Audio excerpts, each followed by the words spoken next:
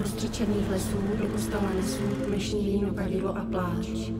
Sama se svým bytím více než muž cítím, co jsem vlastně jako žena zač. To víte, určité věci jsou pro církev tabu. Tyhle vesnice na hranici civilizace a Brnilovná, Čava, Šance. Kdy se děly věci? Proč pak se jí ptáte, zda je v pekle horko nebo mráz? Co to podle vás jako dokazuje? Že se tu čaruje.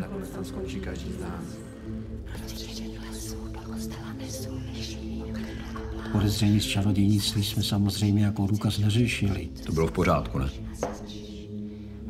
Prosím tě, jak jsi mluvila o těch procesech? Že byly většinou obviněny ženy z vyšších vrstev kvůli majetku nebo pomstě. No. Předpokládám, že byly všechny vykonstruované. Probeslete kosti z tělesné nicnosti, ať do desky jednou vyjde klid. Na lidský hříchy prosta vlastní pích, chtěla by se dneska pomodlit. Pojď dál. Má vlastní mějtě na záhalu, jak vítí, a rychle mizí mnoho čestných jmen. A nemáte náhodou vy pro mě nějaké informace, které tehdy ve spisu nebyly? Nechte mlčet zlaté, proč pak zřecáte zde. No, počkej, už jsi volný. Časem rostou stíny, naše vlastní viny, nakonec to skončí každý z nás. A vy jste kdo? Časem rostou stíny, naše vlastní viny, nakonec to skončí každý z nás. Nakonec to skončí každý z nás.